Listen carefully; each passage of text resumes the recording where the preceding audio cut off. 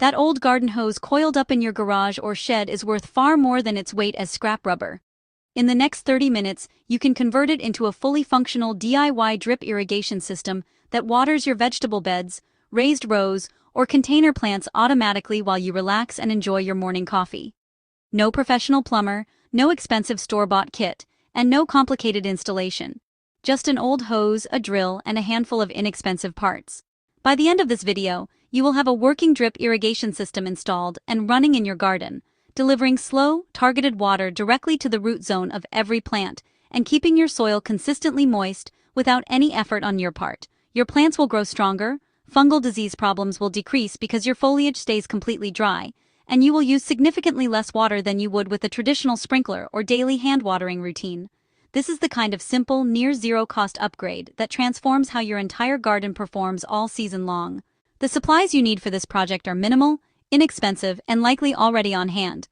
You will need an old rubber or vinyl garden hose in decent structural condition, a power drill fitted with a 1/16-inch drill bit, a standard garden hose end cap, a mechanical water timer or Y-splitter for your spigot, a handful of metal U-shaped garden stakes, and a pair of pliers. This is genuinely one of the cheapest DIY gardening projects you will ever tackle.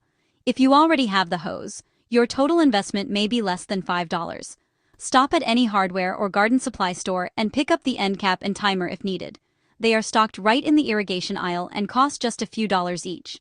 Before you drill a single hole, walk the length of your garden bed and plan exactly where you want the hose to run. The goal is to root it so it snakes loosely between your plant rows or containers, staying within 6 to 12 inches of the base of each plant throughout the entire path. Lay the uncoiled hose flat along the planned route and cut it to the right length if needed using a sharp utility knife. Then mark the location of each drip hole with a small strip of chalk or painter's tape. Taking just a few extra minutes on this planning step will ensure even water distribution across the entire bed and prevent dry spots that could stress your plants during the heat of the growing season. With all your spots marked, take your power drill with the 1/16-inch bit and drill small clean holes at every marked location along the top surface of the hose. Spacing holes every 6 to 12 inches delivers even, consistent coverage across a typical vegetable garden bed and works well for most plant varieties growing in home gardens. Always drill into the top center of the hose so water drips straight down into the root zone rather than spraying out sideways onto the soil surface or the plants themselves.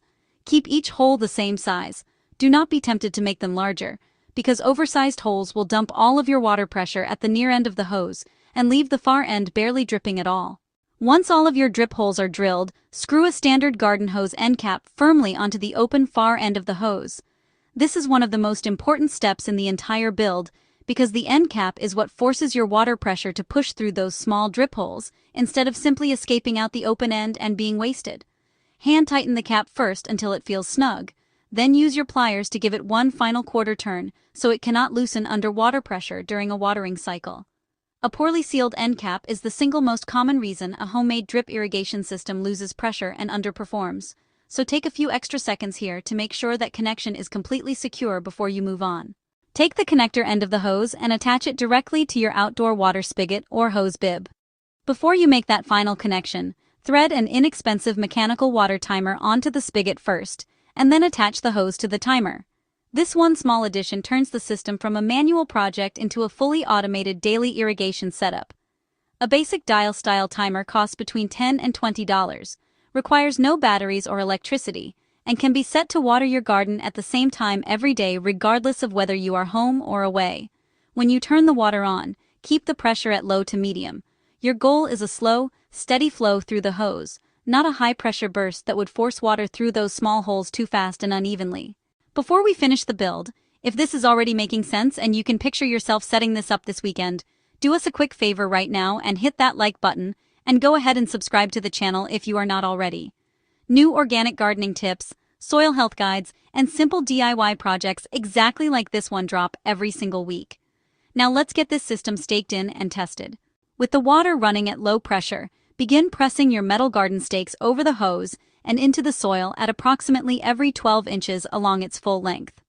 This step locks the system in place through wind, foot traffic around the garden, and the general activity of regular gardening work throughout the entire growing season. If the hose is trying to spring back into a coil because of its age, Press it flat against the soil firmly with one hand, and drive the stake in at a slight inward angle with the other to hold it secure. Finish by laying a thin, even layer of straw mulch or wood chip mulch over the top of the hose to retain additional soil moisture and give your finished irrigation setup a clean, professional appearance. Turn the water on and let the system run for 5 to 10 full minutes while you walk the entire length of the hose and inspect every single drip hole closely. What you want to see is a slow, steady, consistent drip or a tiny, gentle stream at each hole, not spraying sideways and not an uneven puddle forming heavily at one end of the bed while the other end stays dry. If one section of the hose seems to flow too heavily, gently press an extra stake nearby to create a slight, controlled crimp and reduce the pressure in that area. If a specific hole is producing barely any drip at all, use your drill to carefully open it just a fraction wider and test it again with the water still running. Small adjustments here make a meaningful difference in how evenly the whole system performs. Once this DIY drip irrigation system is set up and running on a water timer, your entire garden receives consistent, deep, root zone watering every single day without any daily effort from you.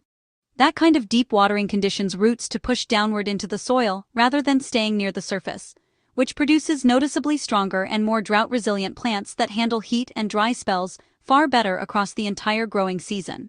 You will also see a real reduction in common fungal diseases like powdery mildew and blight, because the leaves and stems of your plants stay completely dry.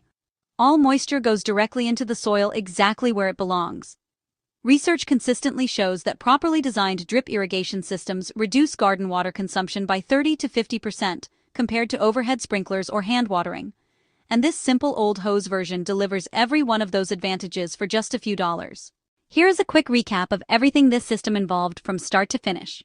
You gathered your materials, planned the hose path through your garden bed, drilled consistent 1/16-inch holes every 6 to 12 inches along the top of the hose, capped the far end to build water pressure, connected the hose to your spigot through an inexpensive timer, staked the hose flat against the soil along the full length of the bed, and tested for even drip coverage at every hole. That is a complete working DIY drip irrigation system, built from a garden hose that was otherwise headed for the trash, installed in 30 minutes or less for just a few dollars. It will water your garden reliably and automatically for the entire growing season without requiring anything more from you. If this project saved you time, money, or just made gardening a little easier, take 2 seconds and hit the like button right now, because it genuinely helps more backyard gardeners find this channel. Subscribe so you never miss a new organic gardening tip, soil health guide, or simple DIY build like this one. And drop a comment below telling me exactly where you are planning to install your new drip system. Is it going into a raised bed, a container patio garden, or along in-ground vegetable rows? Your setup might be exactly what someone else watching this video needs to hear to take the leap themselves. Keep it simple, keep it organic, and we will see you in the next one.